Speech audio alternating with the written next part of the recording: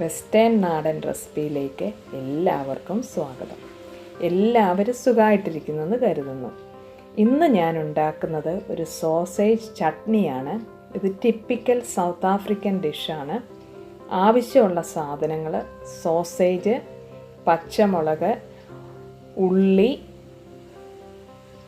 തക്കാളിക്ക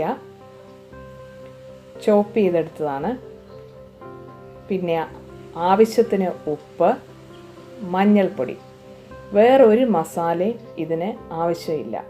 നമ്മൾ ഫസ്റ്റ് സ്റ്റെപ്പായിട്ട് ചെയ്യുന്നത് ഈ സോസേജ് എല്ലാം ഒന്ന് വറുത്ത് വെക്കുകയാണ്.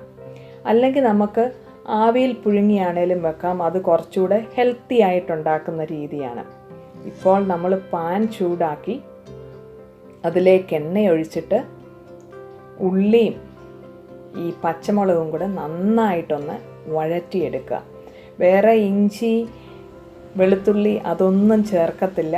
അങ്ങനെയാണ് ഇവിടെ സൗത്ത് ആഫ്രിക്കൻസ് ഈ ചട്നി ഉണ്ടാക്കുന്നത്. ഇത് നന്നായിട്ട് വഴറ്റിയെടുക്കുക. ഇതിലേക്ക് ഉപ്പിട്ടാൽ മറ്റേ ഏത് കറി പോലെയും വേഗം ഉള്ളി വഴന്നു വരും. ഉള്ളി വഴന്നു വരുമ്പോഴത്തേക്ക് ഇതിലേക്ക് നമ്മൾ ഈ അരിഞ്ഞു വെച്ചിരിക്കുന്ന തക്കാളിക്കായും കൂടെ ഇട്ട് കൊടുത്ത് അത് നല്ല സോഫ്റ്റ് ആകുന്നത് വരെ ഇളക്കി നല്ല വേവിച്ചെടുക്കുക. ഇതിവിടെ നമ്മൾ അടച്ചു വെച്ചല്ല വേവിക്കുന്നത്, ഇങ്ങനെ വഴറ്റി തന്നെയാണ് നമ്മളിത് സോഫ്റ്റ് ആക്കി എടുക്കുന്നത്. ആവശ്യത്തിന് മഞ്ഞൾപ്പൊടിയും ചേർക്കുക. ഈ മഞ്ഞൾപ്പൊടിയേ ഉള്ളൂ ആകെ നമ്മൾ ചേർക്കുന്ന മസാല വിഭവം.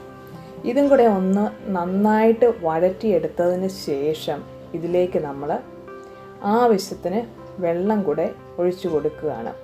ഇത് നമുക്ക് ബാച്ചിലേഴ്സിനൊക്കെ പെട്ടെന്ന് ഉണ്ടാക്കാവുന്ന ഒരു റെസിപ്പിയാണ്. ഇവിടെ ഇവർ ചപ്പാത്തിക്കും ചോറിനും ഒക്കെ കഴിക്കുന്ന ഒരു റെസിപ്പിയാണ്, കാരണം വളരെ പെട്ടെന്ന് ഉണ്ടാക്കാവുന്നതാണ്. ഇതിലേക്ക് നമ്മൾ ആ പുഴുങ്ങി വെച്ചിരിക്കുന്നോ അല്ലെ വറുത്ത് വെച്ചിരിക്കുന്നോ സോസേജ്, ഇവിടെ ഞാൻ രണ്ടായിട്ടാണ് മുറിച്ചിരിക്കുന്നത്. ഞാൻ പോർക്ക് സോസേജാണ്. ഏത് സോസേജ് വെച്ചും ഉണ്ടാക്കാം. നിങ്ങൾക്ക് കഷ്ണങ്ങൾ കുറച്ചുകൂടെ ചെറുതായിട്ട് മുറിക്കണമെങ്കിൽ അങ്ങനെ തന്നെ മുറിച്ചെടുക്കുക. ഇത് ഈ ടൊമാറ്റോയും ഉള്ളിയും പച്ചമുളകുമായിട്ട് നന്നായിട്ടൊന്ന് വീണ്ടും ഒന്ന് വഴറ്റിയെടുക്കുക. വീണ്ടും നമ്മൾ എണ്ണയൊന്നും ആഡ് ചെയ്യേണ്ട കാര്യമില്ല. പിന്നെ കുറച്ച് ഒരു 1/4 കപ്പിൽ താഴെ വെള്ളം കൂടെ ആഡ് ചെയ്യുക. ഇനി ഇതൊരു 5 മിനിറ്റ് നമ്മളൊന്ന് അടച്ചു വെച്ച് വേവിക്കണം. അടച്ചു വെക്കുമ്പോഴത്തേക്ക് ആ പച്ചമുളകിൻ്റെയും തക്കാളിയുടെയും മഞ്ഞൾപ്പൊടിയുടെയും ആ രുചി ഈ സോസേജും കൂടെ ചേർന്ന് നല്ലൊരു ചാറിന് നല്ലൊരു രുചിയായിരിക്കും ഇതുണ്ടാക്കി വരുമ്പോഴത്തേക്കും. ഒരു 5 മിനിറ്റ് നമ്മൾ അടച്ചു വെച്ചാൽ മതി. ഇത് നല്ല ഗ്രേവി, നല്ല തിക്കായിട്ടുള്ള ഒരു കറിയായിട്ട് വരും.